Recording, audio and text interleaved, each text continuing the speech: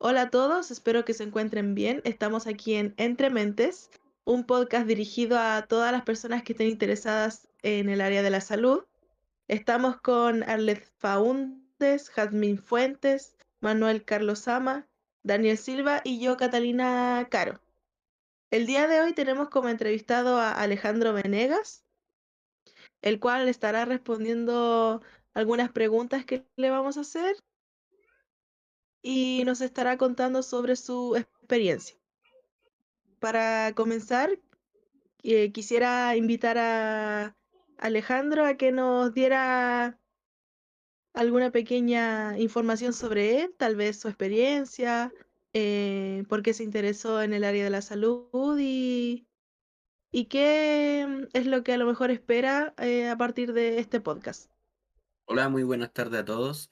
Sí, mi nombre es Alejandro Venegas, tengo actualmente 27 años.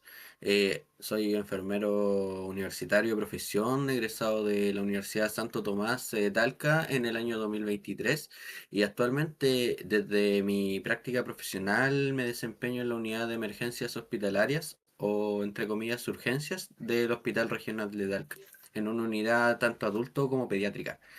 La verdad, me desempeño en esa área principalmente porque la oferta laboral que ofrece es de mi atracción, me gusta mucho lo que es la adrenalina y ayudar a otros. Y fue una de mis motivaciones para estudiar enfermería, que es entregar el cuidado principalmente a los demás, pero de la forma que yo sé hacerlo o que me gusta hacerlo, que es resolviendo un problema que puede tener en el momento, como un problema de salud grande, en donde principalmente hay tanto adrenalina como también se requiere todo el razonamiento clínico que un enfermero puede administrar en una unidad de emergencias. Ya, muchas gracias Alejandro. Ahora vamos a empezar con las preguntas. Em, Primero quisiera preguntarte sobre por qué considera que la entrevista clínica es importante para establecer una relación de confianza con el paciente. Bueno, la entrevista clínica o la anamnesia en este caso que nosotros hacemos como profesionales de suma importancia para, primero, yo no conozco a los pacientes. Ellos vienen a uno y cada uno tiene su historia que contar. Y en realidad es como la puerta de entrada para poder conocer sobre él y así relacionarlo con el proceso que lo adquiere actualmente, ¿ya? Y realmente un paciente que entre en confianza con uno, con el profesional, seguramente va a contar más verdades y va a sentirse en un espacio de mucha más confianza para poder contribuir a su salud con las preguntas que uno le hace en la entrevista. Ya. ¿Qué estrategias utiliza durante los primeros minutos de la entrevista para que el paciente se pueda sentir cómodo y seguro? Pues cuando un paciente acude a la unidad de emergencia, la verdad es que muchas veces lo hace bajo mucho estrés, tanto la familia como el paciente tiene mucha inquietud sobre el futuro, de qué es lo que va a pasar. Entonces lo primero que hay que hacer, ¿cierto?, es tranquilizarlo. Es un espacio en donde uno también es humano, contacto visual, respeto y ir preguntando primero cómo se llama, quizás de dónde es, conocerlo un poco antes de decirle realmente directo al motivo diagnóstico por el cual viene, que puede ser, por ejemplo, un paciente que está cursando un cuadro relacionado a salud mental o un cuadro metabólico. Todos los pacientes hay que entrarle en confianza, ¿ya? Creo que eso es de suma importancia. Al principio, que se sientan cómodos y seguros. Para mí, lo primero es preguntarle quién es, porque así nota el paciente que a uno le importa saber quién es. No es una enfermedad, sino que es una persona que tiene una enfermedad. Hola Alejandro, las preguntas que tengo para ti son ¿cómo organiza las preguntas durante la entrevista para obtener información completa y relevante? Bueno, siendo, como digo, una urgencia, a veces nosotros vamos a atender siempre primero la urgencia hasta la estabilización del paciente, pero si la situación lo amerita o está a la instancia para hacerlo, uno siempre parte, ¿cierto?, conociendo al paciente, como digo, nombre, más o menos de dónde es, hace cuánto empezó sus síntomas y posterior a esto uno lo va relacionando más al cuadro agudo. Ahora, no hay que dejar de lado tampoco también conocer sus patologías mórbidas. Hay pacientes que están muy claritos en cuanto a qué es lo que tienen y qué enfermedad y cómo se la tratan, mientras que otros pacientes realmente no conocen del todo las enfermedades que padecen y mucho menos los medicamentos que toman. Y entonces uno puede decir, en realidad está hay mala adherencia al tratamiento, buena adherencia. Pero siempre partir, ¿cierto?, con el entrevistado, con saber quién es, qué lo trajo a mí, en este caso urgencias, y después abrir el mundo exterior que puede haber detrás. No sé, hace un mes tuvo una situación personal, entonces abandonó tratamiento, ejemplo. ¿Ya? La otra pregunta es, ¿qué preguntas consideras más útiles para conocer al paciente más allá de su enfermedad? Bueno, más allá de la enfermedad, en realidad es conocer al paciente en todo. Las preguntas más útiles en la urgencia para mí muchas veces se van a relacionar directamente.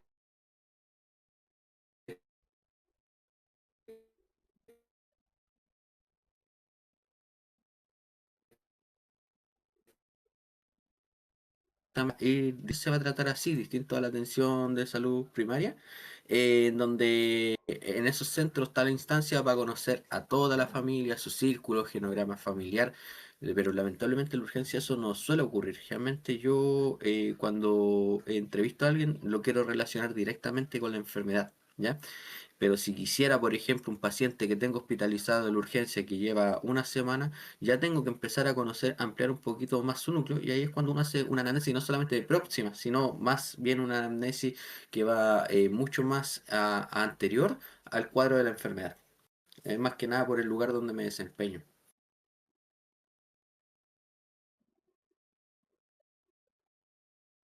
Alejandro, mi nombre a continuación realizaré dos preguntas. ¿Cómo influye el entorno como la privacidad o el ruido en la calidad de la entrevista clínica? Eh, bueno, en mi lugar de trabajo hay mucho ruido, ¿ya?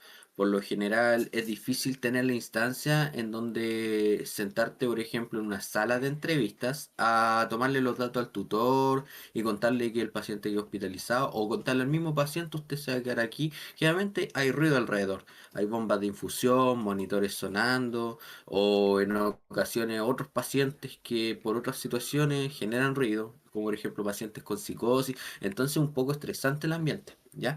Lo que uno hace en ese momento, en realidad, claro, siempre darle privacidad, lo más privado que se pueda en donde me desempeño y que la entrevista sea de calidad, o sea, asegurarte que escuchar a la persona, que la persona se sienta escuchada, mantener contacto visual, un tono de voz que sea adecuado, no gritar, pero tampoco hablar muy bajo, porque eso puede mostrar un poquito de desinterés y directamente relacionado, como digo, al cuadro clínico principalmente para poder dar solución. Ejemplo, paciente que ingresa por salud mental o intento autolítico por múltiples fármacos, es importante, ¿cierto? Conocer un poquito por qué lo hizo, más que, oye, te tomaste estos medicamentos. No, en realidad ahí aplica más ese tema y obviamente uno tiene que darle privacidad. Insisto, con el tema del ruido es un poco difícil de hacer y la calidad se puede ver un poquito influida, pero si uno mantiene el respeto, lo trata por su nombre, lo trata como una persona, creo que la calidad se va a cumplir a pesar del ruido. Gracias. Mi segunda pregunta es, ¿cómo maneja situaciones en las que el paciente presenta ansiedad, temor o dificultad para comunicarse?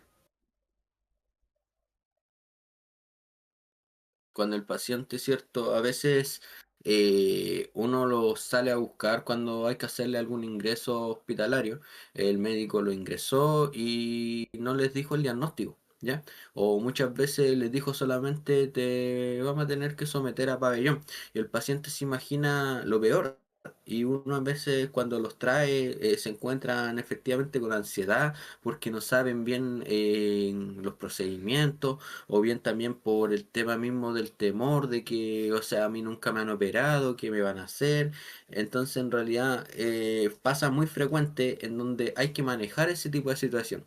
Lo primero, ¿cierto?, es tranquilizar al paciente, ¿ya? Decirle que está igual en un medio controlado, en el cual hay profesionales dispuestos a brindarle toda la atención y todo lo que tenemos para el bienestar de su salud, ¿ya? Y decirles también, por ejemplo, en este caso, si hay ir a pabellones, que no se puede ir para la casa porque no se puede ir así, ¿ya? Cuando también tienen ganas de irse a la casa.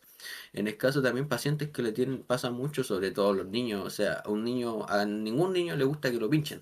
Entonces, manejar la ansiedad a un niño ante el pinchazo es realmente decirle de forma segura, junto a los padres, ¿cierto? Sabiendo que el niño no se puede, carece de la dificultad de comunicarse efectivamente, porque lo único que va a decir, no quiero pincharme, pese a que su cuadro respiratorio lo requiera. Entonces uno le dice, mira, tenemos que hacer esto por tu bien, o lo hacemos con tu ayuda o te vamos a tener que afirmar. Son cosas así que a veces ocurren, que generan esto mismo que nosotros usamos estrategias para abordar este tipo de situaciones. Ya es que es muy frecuente, pasa diariamente. Hola Alejandro, yo soy Daniel. En mi caso también le tengo dos preguntas. La primera sería, ¿en qué momento usted suele darse cuenta de que un paciente le está ocultando información importante? Bueno, lo primero es cuando no hay contacto visual. Evadir el contacto visual o tener una mirada hacia el lado puede ser porque realmente son apáticos en cuanto que hay apatía en la persona en donde en realidad no está muy de acuerdo con su salud, tal vez no sé, pacientes en depresión que a veces no, simplemente no quieren mejorarse, pero también hay que recordar que hay pacientes que pueden estar ocultando información por miedo a que el familiar que lo está acompañando en el momento de los retos, entonces es bueno buscar una instancia privada en donde uno le hace la entrevista al paciente y una instancia en donde le hace la entrevista con el tutor. Si el paciente no me mantiene su mirada, generalmente yo sospecho que si hay algo que me puede estar ocultando, no es solamente que tenga apatía. Y uno siempre va a disponer eso primero. Entonces uno busca darle como el medio de privado, estás en un lugar seguro, esto no va a salir de acá. Además de eso también, aparte del contacto visual, otra cosa que uno nota mucho es evadir las preguntas. Uno les pregunta, por ejemplo, el por qué, no sé, en el mismo caso de un intento autolítico, lo hizo. Y te sale con que, no sé, vos preguntando por el mismo hospital, o te sale contando en realidad qué le pasó al paciente al lado. Eso ya me quiere decir que me está ocultando algo. ¿Ya? Así también como gente joven, principalmente público mujer, que a veces tiene dolor de guata, ¿ya? De abdomen, un abdomen agudo, observación de apendicitis, llega un momento en donde el médico le pregunta posibilidad de estar embarazada y está la mamá al lado, y la cabra puede tener 17 años, la paciente. Es un momento en donde, cierto, va a haber una evasión de la pregunta y uno tiene que preguntar porque yo no la puedo someter a un escáner, cierto, sabiendo que esa irradiación con la sospecha de un embarazo puede estar presente. Entonces, por eso es importante fijarse muy bien, contacto visual y respuestas verbales, que no se van.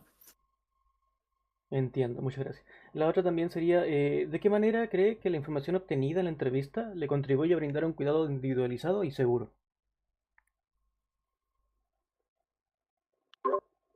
Pues el conocer al paciente, el conocer también su estilo de vida actual socioeconómico, entendemos que hay poblaciones más vulnerables que otras, o poblaciones, cierto, que están dentro de un porcentaje del 10% más rico del país, entonces tenemos mucha variabilidad de socioeconómico, ¿ya? ¿Por qué menciono esto? Porque esto en realidad influye al acoplarme a la forma en que ellos hablan o su realidad. Yo no puedo pedirle a un paciente que le cuesta, tiene que levantarse a las 5 de la mañana para obtener una hora al médico en consultorio, en atención primaria, y versus a un paciente que siempre que le duele algo va a la clínica, se trata. Eh, eh, son, eh, son cosas muy distintas, son realidades muy distintas. Entonces, por ese motivo es que la entrevista es importante, conocer al paciente también y saber cómo puedo acoplarme o empatizar con su nivel actual socioeconómico. ¿Ya? Así también con su vida actual, si está pasando algún periodo depresivo, algún cuadro de ansiedad o simplemente está fuera de la ciudad porque está estudiando en la ciudad de Talca. Entonces, esa entrevista que tú le haces para conocer su realidad, el quién es, de dónde viene, puede ayudarte en el momento de darle el cuidado que necesita para la enfermedad, sea mucho más seguro.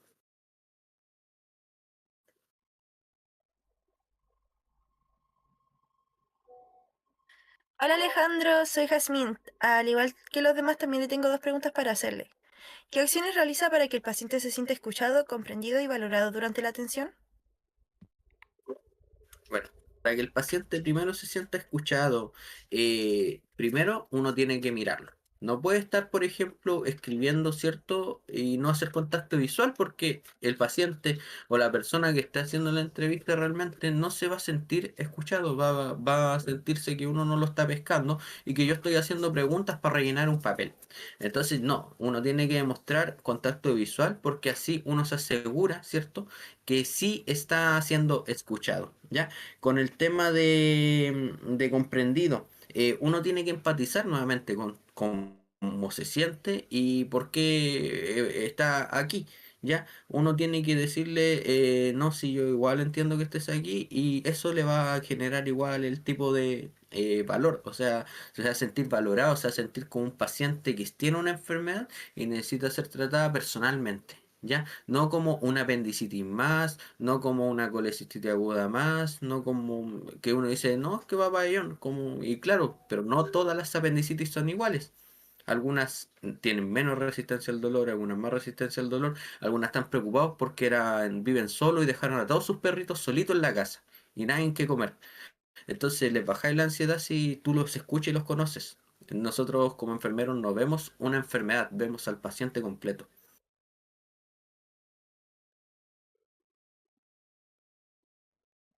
En modo de segunda pregunta, quisiera preguntarle cómo influye una actitud amable y respetuosa en la recuperación y bienestar del paciente. Bueno, en realidad uno cuando va a trabajar tiene que asumir que trabaja con pacientes que la están pasando mal, sobre todo en la urgencia. Ningún paciente que vaya a la urgencia va porque se siente bien, se van a la urgencia porque se sienten mal, es un mal momento en su vida. Entonces el hecho de que uno lo atienda serio o con cara de poco amigos no ayuda a nada en su salud. Entonces uno siempre tiene que andar con la actitud más amable posible, ¿ya? Entendiendo que ellos están pasando una mala situación actualmente. ¿Ya? Y respetuoso. Ya no podemos estar diciéndole, por ejemplo, al paciente desorientado y que tiene 90 años, el tata, el abuelo, no, porque ese paciente tiene un nombre. Y aunque esté desorientado, el hecho de que tú le des un perfil, decirle don Pedro, don Pablo, don Juan, te va a hacer que el paciente se sienta escuchado y muchas veces baja un poquito el tema de desorientación que tiene directa relación con el tema de que pasan muchos pacientes adultos mayores cuando quedan hospitalizados que se ponen desorientados porque no ven la luz del día, pierden su actitud, o sea, su rutina diaria, porque en el hospital tenemos nuestros horarios. Entonces, todo el rato, actitud amable y respetuosa va a contribuir a su recuperación porque el paciente va a responder al tratamiento que nosotros estamos dándole. ¿Ya? Y a la vez también siento que el objetivo final es el bienestar del paciente, que el paciente, bueno, pase su cuadro de enfermedad y ojalá que después del cuadro de enfermedad, con el tratamiento cierto que el médico le dé al alta, sea cumplido por él. Y es la instancia que tenemos para ayudarle. Quisiera agradecer a Alejandro por su participación y habernos dado parte de su tiempo para este podcast. Y para concluir, me gustaría decir que hemos aprendido que la atención en salud no solo consiste en tratar enfermedades, sino también en escuchar, comprender y acompañar a los pacientes durante momentos que muchas veces pueden ser difíciles para ellos. Una buena comunicación, el respeto y la empatía permiten que las personas se sientan seguras, valoradas y confiadas durante su atención. Además, la entrevista clínica es una herramienta fundamental para conocer mejor las necesidades de cada paciente y brindar cuidados de calidad. Nuevamente agradecer a Alejandro por su tiempo y Em, Gracias por escuchar esto y próximamente sacar un nuevo capítulo.